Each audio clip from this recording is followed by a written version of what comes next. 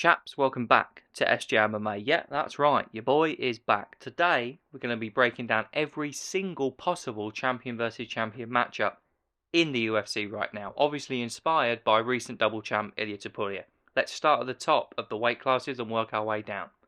Which means we're starting with Magomed Ankalaev going up to heavyweight if he was to, against the current heavyweight champion, newly minted, undisputed, Mr. Tom Aspinall. Now, I do think Ankalaev is the best light heavyweight in the world. I mean, he just beat who was the best light heavyweight in the world in Alex Pereira, and I think he would beat him again.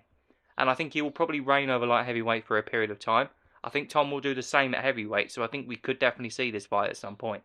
In terms of the way it would go, I mean, Tom Aspinall was just a 250-pound of fast twitch muscle fibre, both on the feet and on the ground. I know we've not seen too much of his ability to grapple because he hasn't needed it, because he's been chinning everybody, but it's there.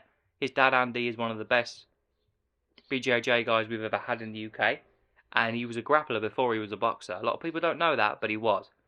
And up to now, every fighter in the UFC has succumbed to Tom in some way or another relatively quickly.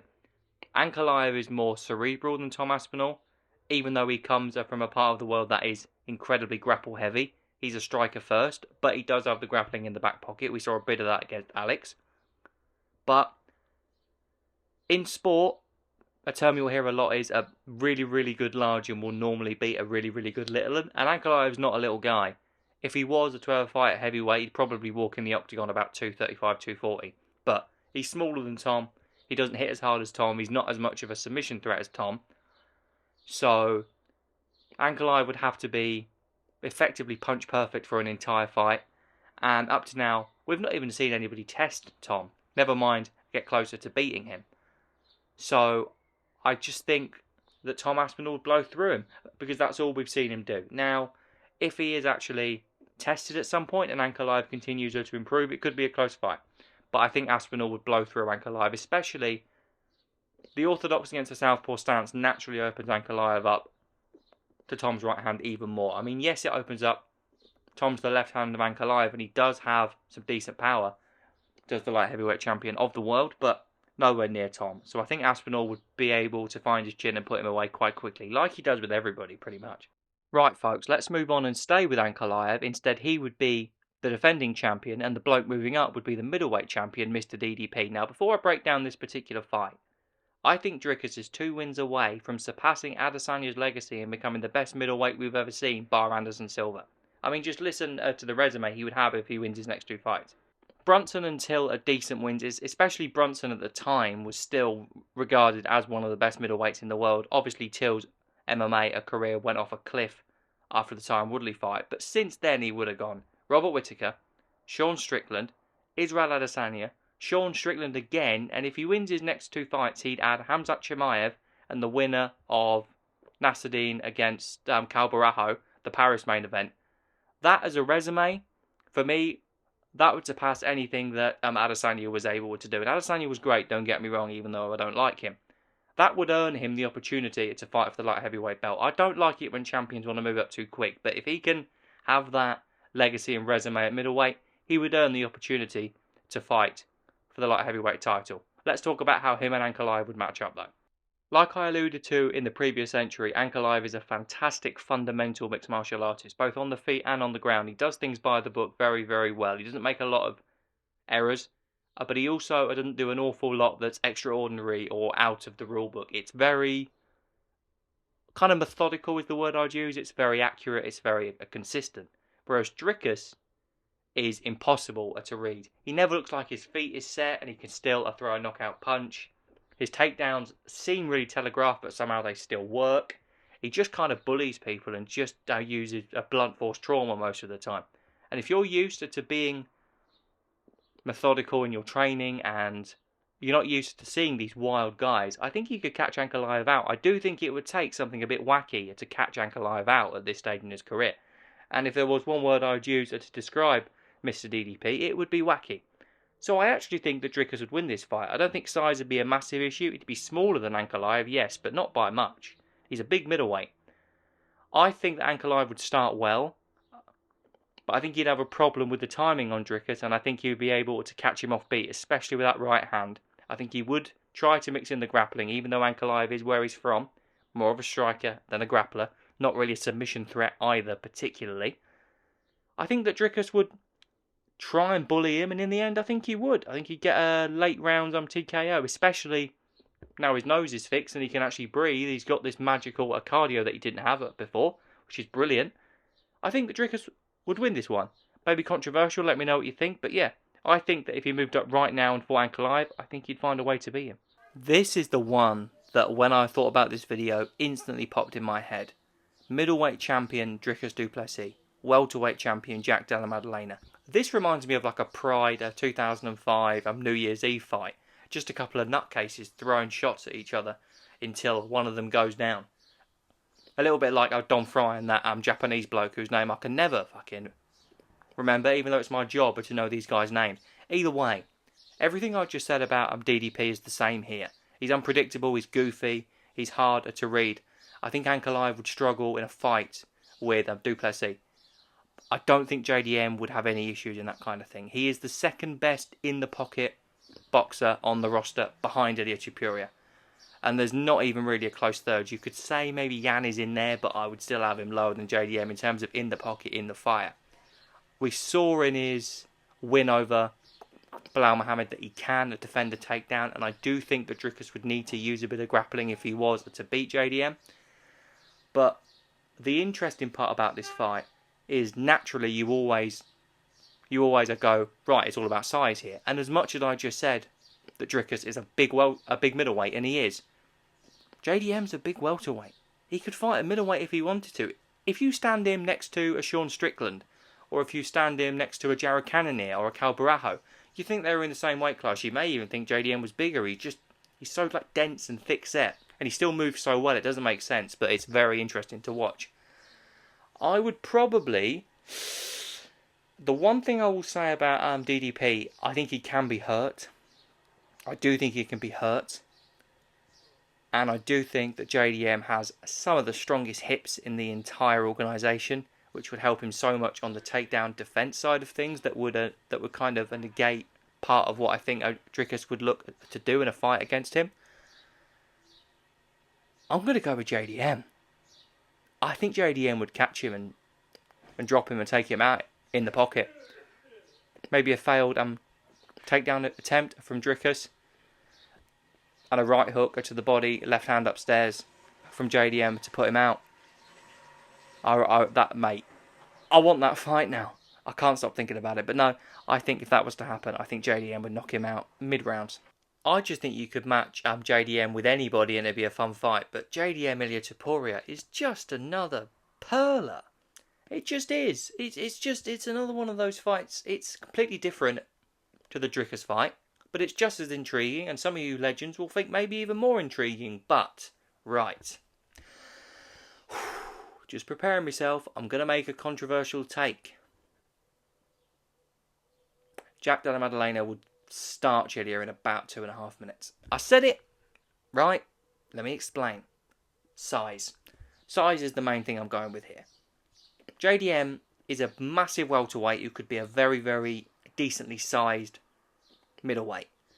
Whereas Ilia Topuria was a relatively sized 145er, and he's a small lightweight. The idea of these two in a cage, it would feel like Pride. It would feel like one of those random open weight bouts where you got like some 800-pound fat bloke from the back arse of nowhere in bloody Curitiba, Brazil, against like Fedor or something. Do you know what I mean? Yeah, I mean, of course, Topuria is incredibly dangerous. I don't think that he is small enough to not be able to hurt JDM. I think that power just translates up quite well usually. But I don't think he hits hard enough to ice him like he has done with Max and Volkanovski. And obviously, most recently Oliveira, which I've still not recovered from. Anyway, I can't see him putting him out. And if I think that JDM has the hips to defend a takedown from Dricus du Plessis, I definitely don't think that Topuria can take him down. Now, if these two weighed the same and were the same height, we're having a different conversation here. But this is a situation where the whole there are weight classes for a reason line comes into play. The whole Ilia up to welterweight and 308 world champion, that would be brilliant. But I mean, as much as JDM is a big welterweight, I mean, could you imagine Ilia Topuria and Usman fighting? Or Leon Edwards? Or, I mean, even Ian Gary, who is really lean at 170 pounds, would still dwarf him. It's just, it is really crazy talk. But the thing with Ilia is he's that good that I wouldn't be surprised if he finds himself in that opportunity. But yeah, 99.9% of what I'm saying here is size. I do think that if they were the same size or the size advantage wasn't as big as it would be a very, very close fight. But no, I think that JDM would just be able to bully him. And like I said, they're two of the best in the pocket boxers we've ever seen in the UFC, and they're definitely the two best at the moment. And I just think it would be a size matters case here, which I know is a boring answer. I've tried to be as sort of in-depth about it as I possibly could, but yeah, that's basically what this one boils down to. But what a fight, though. What a fight. If JDM can beat Islam, that fight is probably the biggest you can make in MMA right now. Lads, I'm going to spend as little time as I possibly can with this one. We've already seen it, and if you allow a guy who's already knocked you out to, one, get 18 months better and improve into his prime while you're going out of your prime with the other side of 35, and you go up to a new weight class where he's bigger and can carry more power, a rematch with Ilia Topuria and Volkanovski at lightweight is another starching from Ilia right onto the chin of Volkanovski that would probably retire him and could give him irreversible brain damage. I've got it now because I can't fucking speak. Right, I'm going to move on. Not much to talk about here. Right, Volkanovski against Merab is just as interesting as a lot of the other fights we spoke about for a completely different reason. Of course, it's not going to be the war/barn burner of a DDP against JDM, or as enticing as a JDM Ilia. But, I mean, the size, which again is obviously one of the main parts of this video, I think they're the same height. I think maybe Volkanovski's an inch taller, but I wouldn't be surprised if they're the exact same height. You stand them back to back as well. And Merab is thicker. Like, he's denser. And Volkanovski used to be like a 16-stone rugby player. So that says a lot about the kind of the physique of the Georgian. In terms of the way it would go, Volkanovski is incredibly good at working his way around things. Apart from against Ilia Topuria.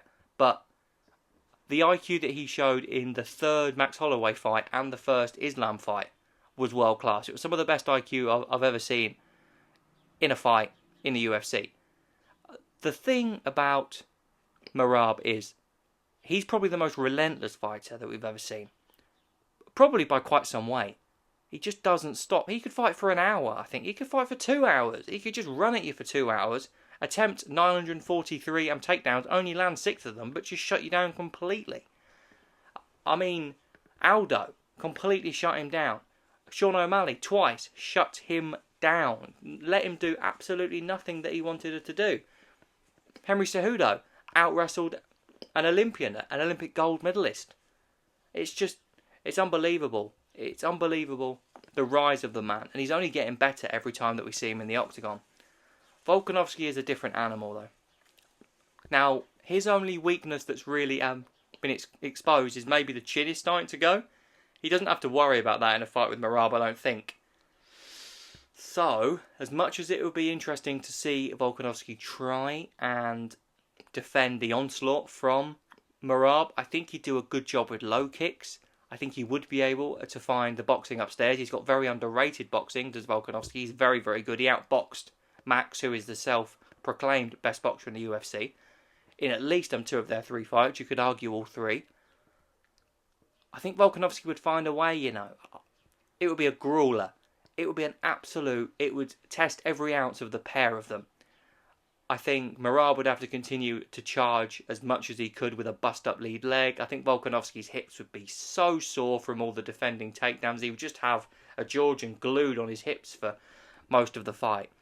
It would definitely go 5 rounds because I don't think Volkanovski has the pop to knock out Merab, and I don't think the finishing power on the feet or the ground from Merab would be enough to hurt Volkanovski. It would be a split, maybe. It would definitely not be a walkover either way, a 5-0. It would be a 3-2 either way, I think. But if I had to pick a way, Volkanovski. Just. Our final men's super fight of the video is the flyweight champion Alejandro Pantoja moving up against the aforementioned bantamweight champion Merab Dvalishvili. Now, I mentioned it in the DDP entry, and it's very, very similar story with Alejandro. I think he's already probably the second best flyweight of all time after, of course, the legendary DJ. But that division is cleaned out if he can beat Joshua Van. That's a big if, because Van is dangerous, but there are far more weapons in the arsenal of Pantoja. So I would back him to win, even though I'm very high on Van. We all are, after his last couple of fights, I'm pretty sure. The thing about a Pantoja is, he is probably the most well-rounded fighter in the UFC at the moment. Now, there are other arguments there, but when I think about well-rounded, he has the ability to finish everywhere. He can knock you out and he can submit you in equal measure. Probably just creeping more on the grappler side than a striker, but definitely a 5-tool pony. It's the problem that he would have if he was to fight Merab is, like I was saying in the Volkanovski entry, he's a dense guy. Not saying he's stupid, he might well be. He looks a bit gobbless, but I'm not saying he's stupid. Like, I'm on about his build here, chaps, alright? He's built like a brick shithouse, to use a British term. And as much as a Pantoja is a relatively big flyweight, he'd be a rake next to Merab, and that's only going to help the Georgian to implement his game plan, which would be relentless pressure. Probably not going to hurt him too much, probably not going to submit him either. Just dog walk him for as long as he possibly can. And if he can get a stop, he can get a stop. If he doesn't, just do it for 25 minutes. Pantoja is very good off of his back, even though Merab is not particularly good at actually finishing takedowns. He doesn't have a great accuracy rate. If he does get Pantoja on his back, the Brazilian is still dangerous. And in terms of in the stand-up, one of the things that I think would actually quite work for Pantoja in a fight like this is a lot of people who actually want, like when they're on the feet with Merab, because of his grappling threat and his pressure, they're normally moving away from him on the feet. Obviously, O'Malley, I think Volkanovski would have to implement that as well. Whereas a Pantoja just likes a bit of a scrap sometimes. He will meet Merab in the middle. And if you can push a guy like him back, even if it's only for 30 seconds, that respite to be able to not just be on your back foot for 25 minutes solid, might give him an opportunity. I would go with the bigger guy here. I would go with a Dvalishvili to maintain over 5 rounds if this fight was made. And if he beats Joshua Van and Merab can beat Corey Sandhagen, don't mind the idea of this fight in the sort of the second quarter of next year, sort of April, May, June-ish, maybe around about there. I really like the fight. I also really like both of them. I know that Merab in particular is not a fan favourite in terms of the way he fights. I get that. It's not a very casual, friendly style, but I appreciate what he can do. And I like his personality as well. It'll be a really, really good fight. One of the most competitive ones you can make. I actually think that the two involving Merab are both incredible fights. Him up or Pantoja up to him. They're both brilliant fights. I'd love to see either of them. I think we're more likely to see Pantoja up first and then the Merab up. But I wouldn't be surprised at all if in the next 18 months, if he can hold on to the bantamweight belt, of course, the Sharks are circling there. If he can hold on to it, he could have a fantastic career and maybe end up as a double champion. But I would go with him to beat Pantoja if, or even when, the Brazilian moves up. Let's finish with a bit of women's MMA. Now, I know a lot of you don't like women's MMA, I get it, but these two fights are actually both very, very interesting. We're going to start with the higher weight class, like we did with the blokes, which is the newly crowned 135-pound queen, Kayla Harrison, against Valentina Shevchenko. This is interesting. It's very much a striker versus grappler situation. What I look for in these is, what's better, the striker's grappling or the grappler's stand-up game? And Valentina is a better grappler than Kayla is a striker. The problem is that Kayla Harrison is the best female grappler in the sport right now. And in terms of an overall game as a grappler, she's better than Ronda Rousey. And I think a lot of you would say, well, I mean, Ronda was finishing girls in like 12, 18, 25 seconds. I get that, but the level of women's MMA is completely different now to what it was when Ronda was in charge. It will be very difficult for Valentina to find her striking, which she's obviously incredibly good at, when she's going to have Kayla Harrison round her hips for pretty much the entire fight, or at least as much as she could possibly get herself around those hips. So with that in mind, I do think that Kayla Harrison would be able to implement her size and all of her grappling experience to probably take down Valentina. And if Alexa Grasso can sub you, Kayla Harrison can sub you. So we're going to say Kayla Harrison wins that one. Right, the final fight. Probably the fight in women's MMA that I've been waiting for the longest, that I think is so intriguing. Valentina Shevchenko, flyweight champion, Zhang Weili, strawweight champion. Now, Zhang Weili is obviously a lot shorter than Valentina, but a little bit like with Merab, she's not the tallest, but she's like dense, she's thick set, very much so, especially in that strawweight weight class. And she's a battering ram. She can do everything. She's a 5-tool pony. She can hurt you on the feet. Just ask Joanna Jędrzejczyk. And she can submit you as well. She can hurt you on the ground. It would be very interesting to see the clash of Zhang Weili and Valentina. I think Valentina would try and strike for the most part. Try and use her reach and keep it long. Almost in a way, go back to the Muay Thai roots, which I think would be a smart move for her in a fight like that. But I think Zhang Weili would beat her. Again, that could be controversial. I just think her ability to close the distance and the fact that, yes, she'll be slightly smaller, that also means that she's probably going to be slightly quicker. I think all of that would mean that she would be able to cut off Valentina and get her own work off. So I think Zhang Weili would win a fight with Valentina. Simple. And chaps, that will do us in today's video. I hope you enjoyed it. It's good to be back. We're going to be making a lot more content, hopefully. Hopefully I'm back for good this time. I think I will be, but we'll keep our fingers and our toes and our other things crossed, if you know what I mean.